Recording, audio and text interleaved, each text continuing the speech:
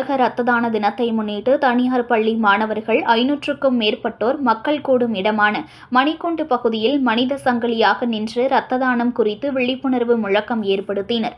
மயிலாடுதுறை மாவட்டம் மயிலாடுதுறை அருகே உள்ள சித்தர்காட்டில் டார்கெட் கல்வி குழுமத்தின் எவரெஸ்ட் ஜெகன் பிரிட்ஜ் சிபிஎஸ்இ பள்ளி மாணவர்கள் உலக இரத்த தான தினத்தை முன்னிட்டு மனித சங்கிலியாக விழிப்புணர்வு ஏற்படுத்தினர். பள்ளியின் நிறுவன தலைவர் மற்றும் தாளாளர் மோகன்ராஜ் தலைமையில் மாணவ மாணவிகள் மனித சங்கிலியாக நின்று இரத்த தானம் செய்வோம், இரத்தத்தை சேமிப்போம் என்ற பல்வேறு வாசகங்கள் அடங்கிய விழிப்புணர்வு பதாகைகளை ஏந்தி விழிப்புணர்வு முழக்கங்களை எழுப்பினர்.